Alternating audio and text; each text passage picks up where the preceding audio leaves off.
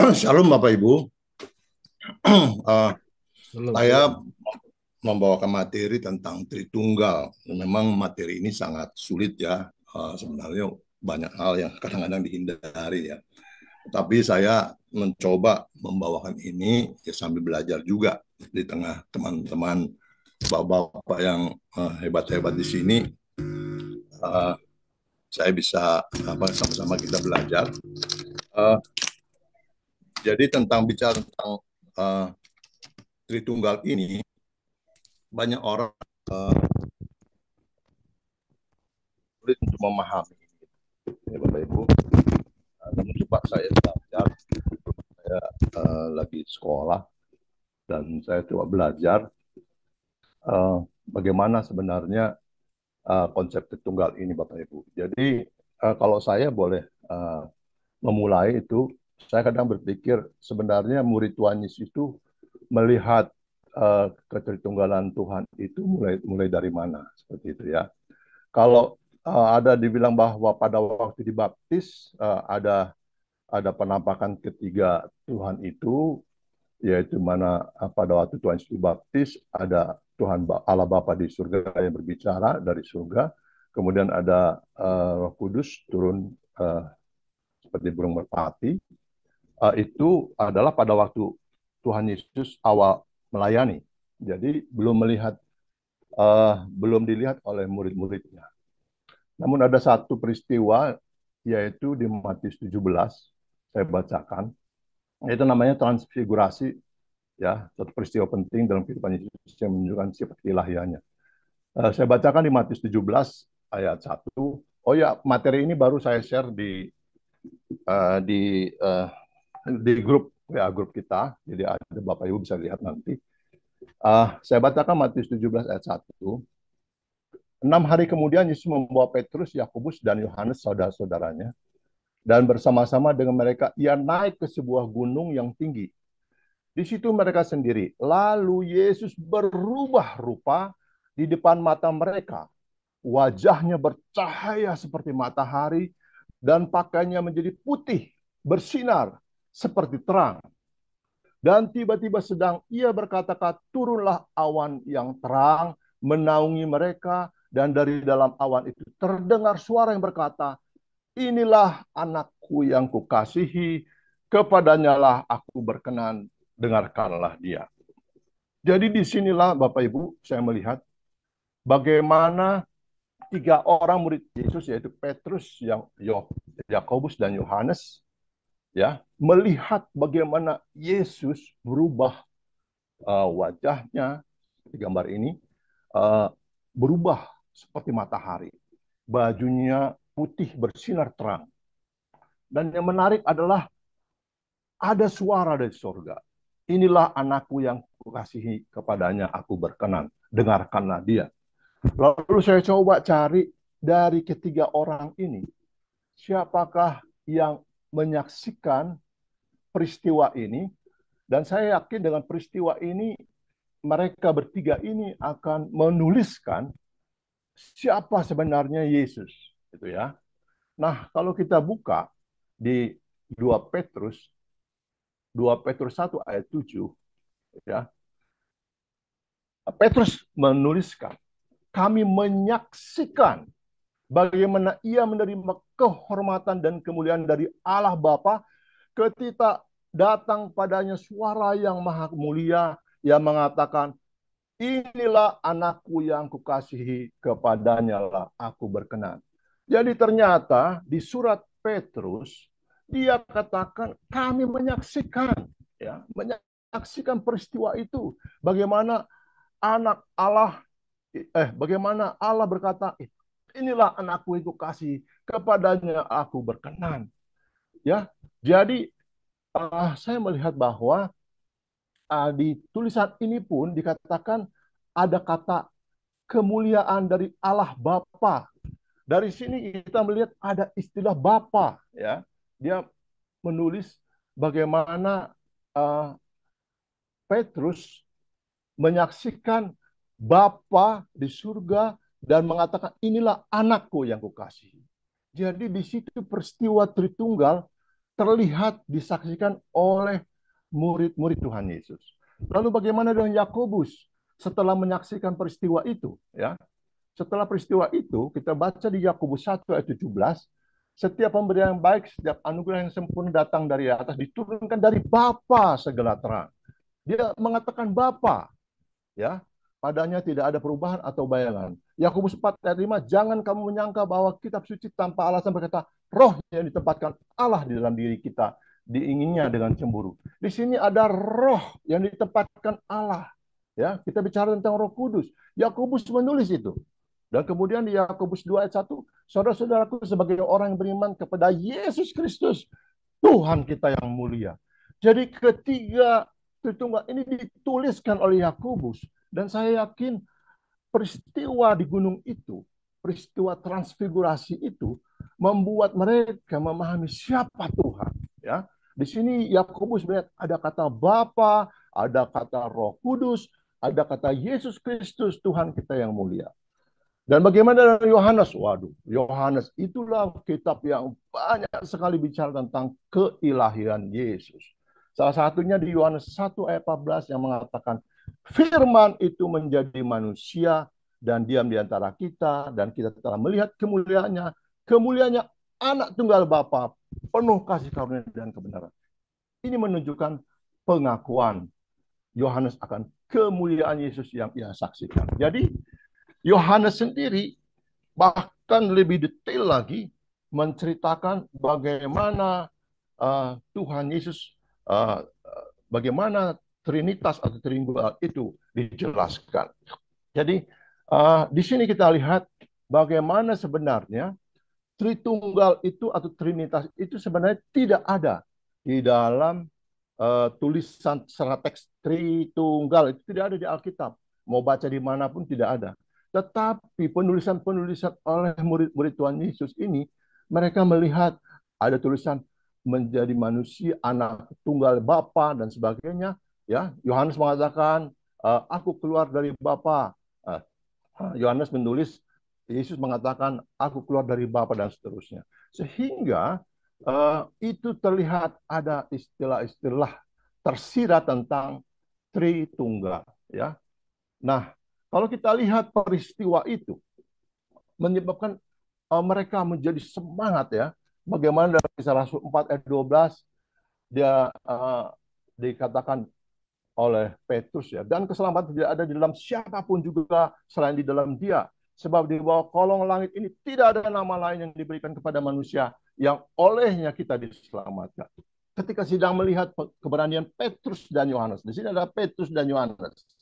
Ya, dua orang yang menyaksikan di gunung itu dan mengetahui bahwa keduanya orang biasa yang tidak terpelajar. Heranlah mereka dan mereka mengenal keduanya sebagai pengikut Yesus. Jadi dia orang-orang yang biasa tetapi yang bisa melihat keluar biasaan Tuhan.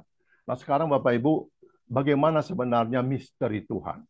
Jadi kalau kita bicara tentang Trinitas, kita berbicara tentang Tritunggal, sebenarnya berbicara tentang misteri Tuhan. Ketika kita bicara misteri Tuhan, berarti tidak bisa kita pahami 100%.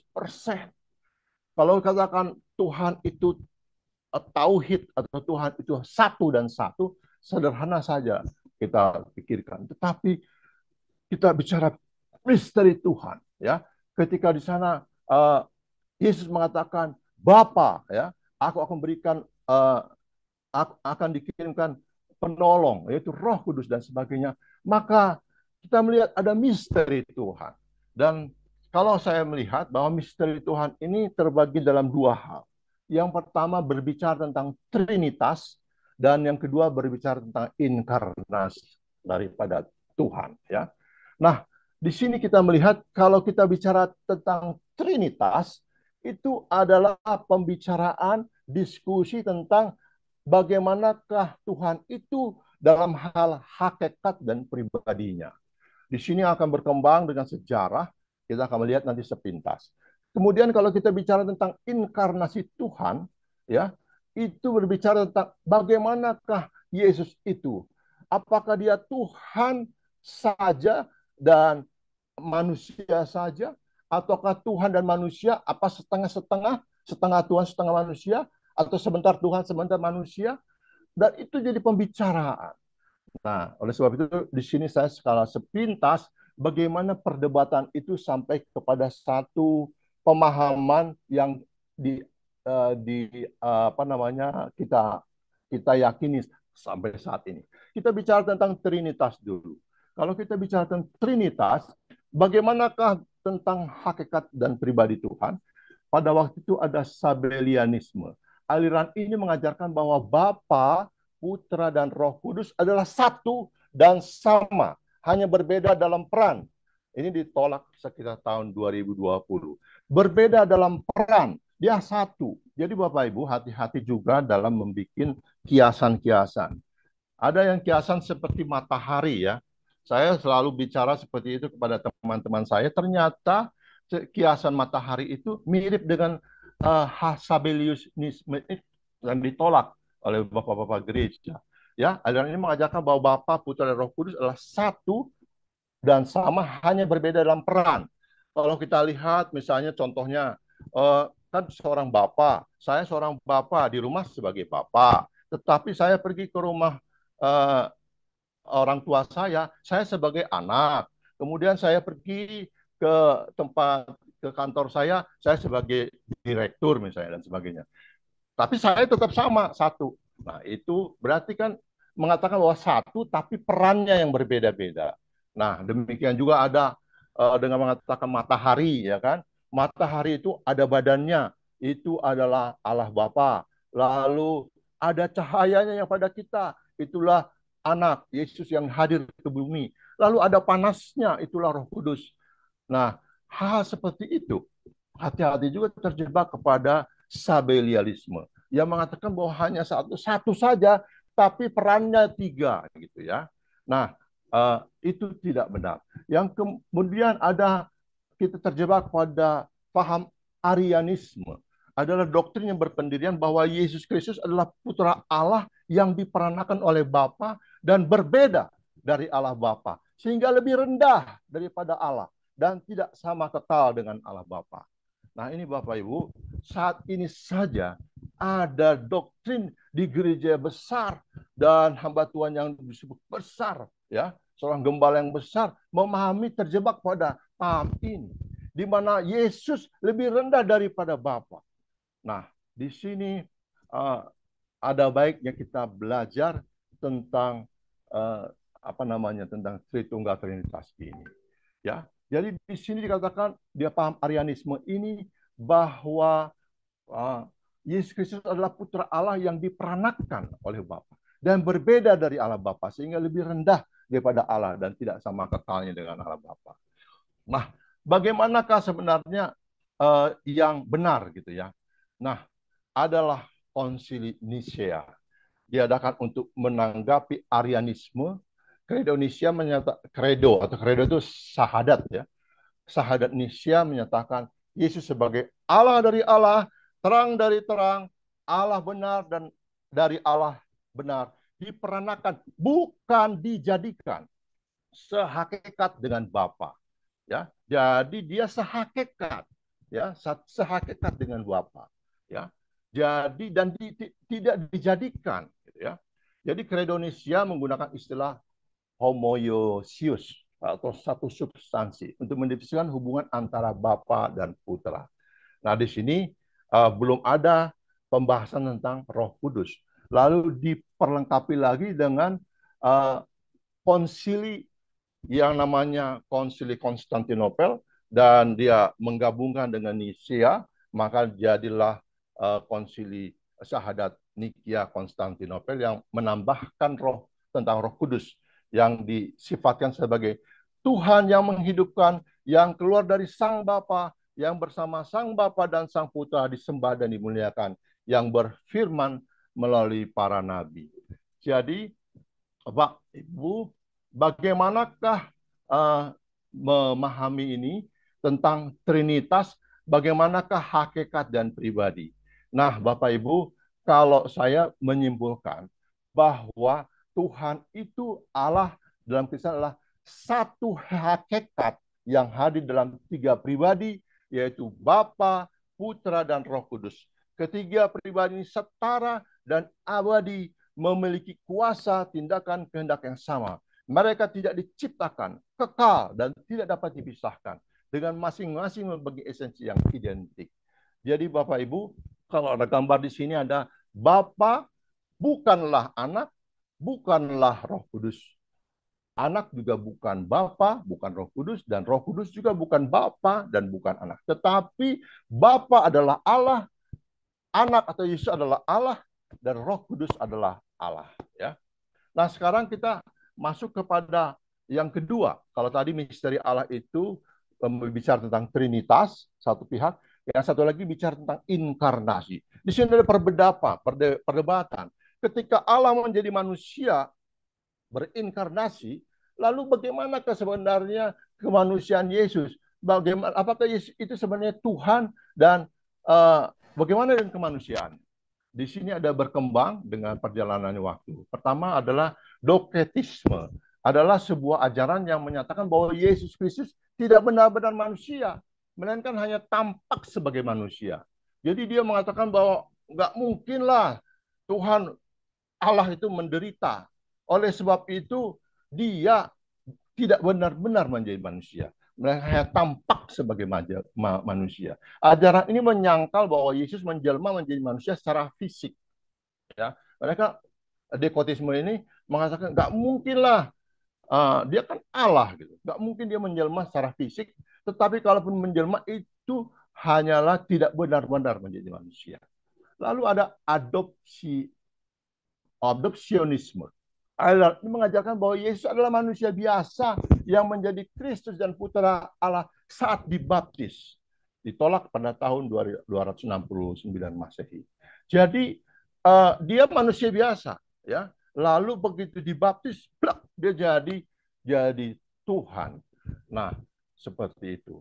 Lalu yang berikutnya adalah Nestorianisme. Nestorianisme adalah aliran mengajarkan bahwa Yesus eksis sebagai dua pribadi, yakni sebagai manusia Yesus dan sebagai putra Allah atau Logos, bukan sebagai satu pribadi yang manunggal. Jadi dia seolah-olah ada dua Allah dan manusia dalam satu wadah seperti itu. Ya. Lalu ada monofisitisme. Aliran ini memahami bahwa Kristus hanya memiliki satu kodrat, yaitu kodrat ilahi, karena kodrat kemanusiaannya telah terserap dalam keilahiannya. Selayaknya samudra menelan setetes cuka. Ya. Jadi cuka itu nggak ada berarti dibandingkan samudra. Samudra itu adalah Tuhan, dan cuka itu kemanusiaannya. Jadi dikatakan bahwa Kristus hanya memiliki satu kodrat, yaitu kodrat ilahi, karena kodrat kemanusiaan telah terserap dalam keilahiannya. Nah, ada lagi miafisitisme, sekarang disebut henofisitisme. Adalah aliran Kristiani yang mengajarkan bahwa Yesus Kristus memiliki satu kodrat fisis yang menggabungkan keilahian dan kemanusiaannya. Lalu ada kekristenan Kalsedon, itu adalah konsili Kalsedon. Ini menyatakan bahwa Yesus Kristus memiliki dua kodratik, ilahi dan manusia. Kedua kodrat itu bersatu dalam satu pribadi yang disebut hipostatis. Lalu sekarang bagaimanakah kita memahami tentang inkarnasi ini untuk kita? Inkarnasi ini kita memahami seperti ini, bahwa Yesus itu adalah Tuhan 100% dan manusia 100%. Itulah pemahaman kita tentang misteri Tuhan. Jadi kalau saya ambil ulang lagi, apa itu Trinitas? Trinitas adalah bahwa Allah memiliki satu hakikat dalam tiga pribadi. Lalu kalau katakan bagaimanakah Yesus dalam menjelma ke Indonesia, yang mengatakan bahwa Yesus adalah Tuhan sejati dan manusia sejati. Tuhan 100% dan manusia 100%. Ya. Nah, ada bapak-bapak gereja yang mencetuskan ini, yaitu Athanasius mengembangkan pemahaman tentang Roh Kudus sebagai ilahi dan pribadi. Kemudian ada bapak-bapak Kapodokia, yang yaitu Basilius dari Kaisarea, Gregorius dari Nisia, Gregorius dari Nazianzus, yang menyempurnakan doktrin Tritunggal pada abad keempat. Ya. Nah, itulah esensi daripada tentang Tritunggal. Kemudian saya akan menyoroti satu hal yang selalu bicara dan diejek-ejek tentang bagaimana Tuhan kok beranak gitu kan? Kok bisa sih? Nah, itu. Jadi di sini menjelaskan bagaimana sebenarnya anak Allah itu sebenarnya adalah dalam rangka menjelaskan inkarnasi Allah menjadi manusia. Ada yang disebut namanya kenosis, mengosongkan diri. Ya, itu di dalam Filipi 2 ayat 6 dan 7. Ya, ya di mana dia mengosongkan diri. Jadi Tuhan yang tidak terbatas membatasi diri jadi terbatas alias menjadi manusia. Yesus berkata begini, Aku keluar dari Bapa dan telah datang ke dunia lagi. Aku meninggalkan dunia dan pergi kepada Bapa. Itu ada dalam Yohanes 16 ayat 28. Jadi kata keluar ini, itulah yang disebut anak Allah. Keluar dari Bapa. Karena datang dari Bapa disebut anak Allah. Mirip dengan sungai. Kalau sungai ada induk sungai dan anak sungai. Anak sungai tetap sungai. Tetapi apa bedanya induk sungai dengan anak sungai? Anak sungai adalah sungai yang keluar dari induk sungai. Nah, demikian juga sebenarnya ini. Yesus itu adalah Allah. Ketika dia katakan, aku keluar dari Bapa, maka itulah disebut dia anak Allah. Ya. Jadi disitulah. Jadi Yesus kali itulah yang turun ke dunia, berjuang menebus dosa, mati di kayu salib, menggantikan hukuman kita, lalu bangkit mengalahkan kematian. Kita yang mati nanti akan dibangkitkan karena Yesus sudah dikalahkan. Yang kedua, bicara tentang ejekan juga, kenapa sih Tuhan mati? Ya, ini juga ejekan. Kita sebagai orang-orang yang percaya harus bisa menjawab ini. Kenapa Tuhan mati? Dalam konteks Kristenan, kematian Yesus Kristus disalib dipahami sebagai pengorbanan yang sempurna dan final untuk dosa-dosa umat manusia. Menurut ajaran Kristen, semua manusia berdosa dan terpisah dari Tuhan. Upah dari konsep dari dosa adalah kematian. Ya, Yesus Kristus yang adalah Tuhan menjadi manusia, datang ke dunia ini untuk mengambil hukuman dosa manusia atas dirinya sendiri melalui kematian di salib, sehingga melalui pengorbanannya manusia dapat dipulihkan dalam hubungan yang benar dengan Tuhan. Nah, Yesus mengalahkan kematian. Ya, Yesus tidak hanya mati, ia juga bangkit dari kematian. Bangkitnya dari hari ketiga setelah kematiannya merupakan bukti bahwa ia telah mengalahkan kematian. Ya, jadi Bapak Ibu, pendek kata, kenapa Tuhan mati? Ya, pendek kata mati itu karena Tuhan dalam rangka menyelesaikan kematiannya, menyelesaikan tugasnya yaitu mengalahkan kematian. Ya, jadi di sini ada yang menarik adalah bahwa Bapak Ibu ingat nggak ketika Adam memakan buah terlarang itu? Di sana dikatakan, di dalam Kejadian 2 ayat 17, pada hari engkau memakannya, pasti engkau mati. Jadi pertanyaannya, berarti 1 hari setelah memakan itu, dia akan mati. Berarti 24 jam dia mati. Gitu kan? Tapi ternyata Adam meninggal 930 tahun. Nah, ada yang mengambil satu tafsiran dari 2 Petrus 3 ayat 8 dan Mazmur 94 yang mengatakan bagi Tuhan 1000 tahun sama dengan 1 hari dan 1000 tahun seperti 1 hari ya. Jadi dengan demikian setelah dipelajari di Alkitab tidak ada satu manusia pun yang melebihi 1000 tahun atau 1 harinya Tuhan. Jadi kalau kita lihat misalnya Metusalah itu dia umur tertua yang ada di dunia ini umurnya cuma 969 tahun ya. Kemudian Nuh itu 950 tahun, Adam sendiri 930 tahun. Jadi di bawah 1000 tahun. Ini menandakan bahwa sebagaimana tadi firman Tuhan kepada Adam, pada hari engkau memakannya pasti engkau mati, adalah 1 harinya Tuhan, yaitu 1000 tahun. Jadi tidak ada orang yang bisa melebihi dari 1000 tahun. Nah, Bapak Ibu, sekarang bicara tentang bagaimanakah benarkah Yesus sebagai Tuhan? Menurut saya ada satu peristiwa yang menarik dan ini menyebabkan saya berubah dari ateis menjadi kembali kepada Kristen. Pada suatu waktu saya pernah begitu kepada doa, Tuhan, kalau kau benar, kau buktikan Tuhan adalah benar. Dan Tuhan mengatakan itu pada saya tentang kalender. Jadi, Bapak Ibu, Yesus Kristus itu, dia seharusnya punah pemberitaan dia. Kenapa saya bilang? Dia lahirnya di palungan, ya kan? Matinya pun disalib. Muridnya dihajar oleh beberapa kaisar-kaisar. Ya, Kaisar Nero itu dipanggang, dihajar, dibunuh. Harusnya habis. Tapi anehnya, ya, seorang manusia, kalau kita bicara logika ya, seorang manusia yang mati di kayu salib, ya, yang umatnya dihajar semua, seharusnya sudah punah, nggak ada berita tentang Yesus sampai tahun 2024 ini.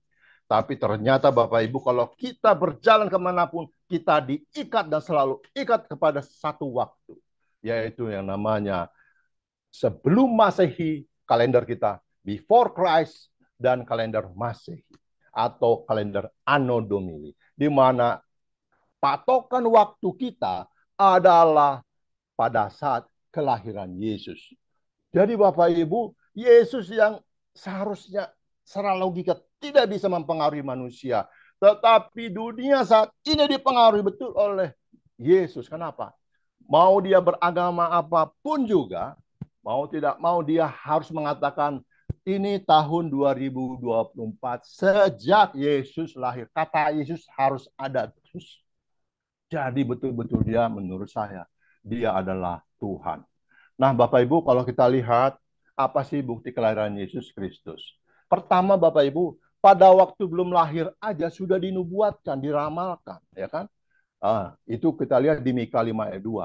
Lalu pada waktu dia datang ke dunia, sudah ada karpet merah oleh Yohanes Pembaptis. Ya, dia menyambut kedatangan Tuhan. Ya, kemudian bagaimana pada waktu Maria, ya kan, dia dikatakan kepada Maria tentang kelahiran Yesus, menegaskan bahwa Yesus yang akan lahir adalah Tuhan.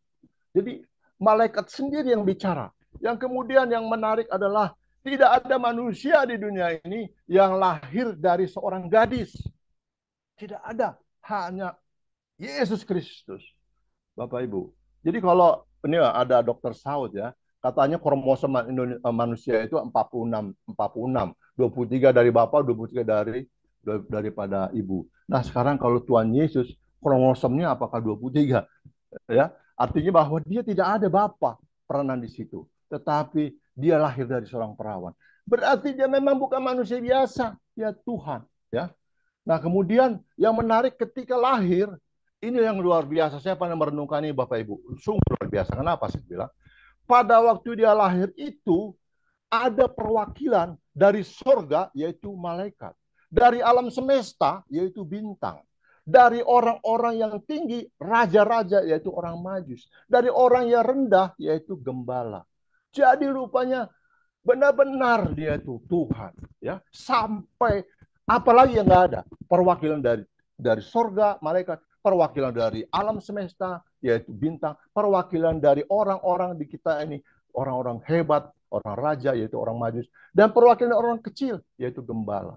Dan yang menarik, Bapak Ibu, pernah nggak Bapak Ibu merenungkan waktu nyanyian malaikat kepada para gembala? Di situ katakan banyak sekali dan menyanyikan lagu. Waduh, menurut saya itu sorga bersukacita, dunia bergema, menyanyikan kemuliaan bagi Allah yang maha tinggi. Waduh, itu berjuta-juta malaikat. Kalau saya mau menyaksikan di situ, Bapak Ibu, lihat tuh di langit itu malaikat bernyanyi-nyanyi. Waduh, luar biasa Bapak Ibu. Siapa orang ini? Dialah Yesus Tuhan, Bapak Ibu. Lalu kita melihat bagaimana pada waktu pelayanannya. Tuhan Yesus selama pelayanannya, dia lihat wajahnya berubah secara fisik, dia jadi matahari seperti yang tadi katakan. Ya, lalu dia bisa berjalan di atas air. Lalu yang menarik adalah dia bisa mengalahkan kematian. Dia bangkit. Lalu pada waktu dia bangkit, dia bicara, Dia pernah muncul di ruangan yang terkunci pada waktu murid-murid ketakutan. Kemudian diam, tiba-tiba plak di tengah-tengah dia muncul, ya. Dia muncul. Lalu terakhir dia naik ke surga. Siapakah dia? Dan itu semua disaksikan oleh 500 orang dan orang-orang yang bukan percaya pada Yesus. Ya, orang itu disaksikan bahwa Yesus pernah hadir di zaman Pontius Pilatus. Jadi saksi sejarah yang benar, dia hadir begitu. Lalu terhadap alam, bagaimana Yesus meredakan angin ribut, ya, sampai pada saat itu muridnya, ini siapa nih orang ini? Sampai alam aja bisa diperintahkan. Mereka menyembah gitu ya. Dan hebatnya Yesus tidak menolak pada waktu mereka menyembah pada saat itu. Berarti dia adalah Tuhan, ya kan? Yang berikutnya terhadap musuh orang berdosa. Hanya Yesus, hanya Tuhan yang mengajarkan bagaimana dia tentang kepada musuh. Waktu itu Petrus memotong telinga serdadu. Lalu dia katakan, bukannya saya nggak bisa bawa 12 balas tentara surga ke sini, ya. Artinya dia bisa mendatangkan itu. Dia sebagai Tuhan, tetapi demi Bapa dan Ibu dan saya, dia mau rela, ya, mau disalib, ya. Nah, yang berikutnya adalah yang menarik adalah ketika dia disalibkan. Dia kata, ampunilah mereka sebab mereka tidak tahu apa yang mereka lakukan. Ya. Kemudian juga pada waktu ada seorang perempuan yang berzina, ya, dia katakan siapa yang tidak berdosa lemparlah dia yang duluan. Dia tahu betul siapa manusia itu, sehingga orang-orang pada pergi. Lalu kita lihat bagaimanakah benarkah Yesus sebagai Tuhan dalam perkataannya. Yesus mengajarkan tentang hubungan antara Bapa, dirinya dan Roh Kudus, serta aspek kenosis, di mana dia mengosongkan dirinya, mengambil rupa sebagai manusia, namun sebagai Allah ia bangkit dan mengalahkan kematian. Dia banyak menceritakan, ya. Yesus kekal. Dia katakan kepada orang, aku telah ada sebelum Abraham. Ya. Jadi benar-benar dalam perkataannya mengatakan bahwa dia adalah Tuhan. Lalu yang berikutnya, oke lah kalau kita nggak seperti itu. Kita lihat sekarang bagaimana nubuat dia. Dia katakan, lihatlah bait Allah ini, ya. Tidak ada satu batu-batu bertindih, dia akan diratakan. Betul. Tahun 70 diserang oleh Raja Titus dan ada isu di sana bahwa ada emas di pondasinya. Ada dikorek, runtuhlah semuanya. Berarti Yesus itu Tuhan, dia tahu. Dan dia katakan kepada Petrus, Petrus, di dalam engkau akan berdiri jemaatku, di dalam pengakuan dia sebagai Mesias itu. Maka ada gereja saat ini. Yesus luar biasa Bapak Ibu. Dia adalah Tuhan, dia bisa meramalkan apa yang akan terjadi. Lalu ajaran Yesus itu luar biasa. Ajarannya tidak seperti ajaran manusia. Ya, dia mengajar mengasihi musuh, mengasihi orang lain seperti diri sendiri. Lalu dia juga datang merubah yang sudah poligami menjadi monogami. Lalu pada waktu dia katakan, kan boleh asal bikin surat cerai. Itu karena nenek moyangmu dan sebagainya, ya kan? Nah, itulah. Jadi yang terakhir Bapak, kesaksian para murid. Murid melihat langsung bagaimana penampakan Yesus dalam transfigurasi, ya. Jadi kita melihat bagaimana kemudian wahyu Tuhan kepada Yohanes di Pulau Patmos menegaskan bahwa keilahian Yesus dan kesamaan yang ia bawa. Nah, itulah Bapak Ibu apa namanya pembukaan dari saya tentang Tritunggal ini. Jadi Bapak Ibu, kalau saya kemarin itu belajar tentang Tritunggal ini, kalau kita tidak tahu panduannya atau kita akan seperti masuk kepada satu hutan yang lebar berantara, kita nggak tahu kemana. Kayak saya sudah belajar Thomas Aquinas, Summa Theologia, waduh, penuh dengan filsafat dan sebagainya. Saya nggak dapat impolannya atau tidak dapat intisarinya. Sekarang saya mau kasih tahu, ini bagi saya. Intisari tentang misteri Tuhan cuman dalam hal dua, yaitu Trinitas dan Inkarnasi. Tentang Trinitas, cuman saya membuat kesimpulan begini, bahwa Tuhan itu satu dalam hakikat, dalam esensi, tetapi tiga dalam pribadi, yaitu pribadi Bapa, Anak, dan Roh Kudus. Itulah tentang Trinitas. Kalau ditanya apakah inkarnasi, bagi saya, Yesus itu adalah Tuhan sejati dan manusia sejati. Tuhan 100% dan manusia 100%. Itulah Bapak Ibu, kiranya ini menjadi berkat bagi kita semua. Mari kita berdoa. Ya Bapa di surga, terima kasih kami sudah belajar ya Tuhan. Dialah Tuhan juga yang sebagai Allah yang misteri Tuhan. Hanya Tuhanlah yang bisa mengartikan kepada kami sehingga kami bisa mengetahui Allah kami yang luar biasa. Engkau Tuhan, Tuhan yang luar biasa. Engkau Allah yang menyelamatkan kami oleh karena Engkau telah mengeluarkan anakmu yang kudus, Tuhan Yesus Kristus yang telah mati di kayu salib. Bahkan Engkau juga Tuhan mengirim Roh Kudus. Itulah yang menjadi Immanuel pada kami, Tuhan beserta kami yang selalu melindungi kami, membawa kami, menuntun kami ke dalam kebenaran. Terima kasih Bapa, sertai kami dan kuatkan kami untuk dapat melakukan ini semua dengan pertolongan-Mu. Di dalam nama Yesus Kristus kami telah berdoa. Amin.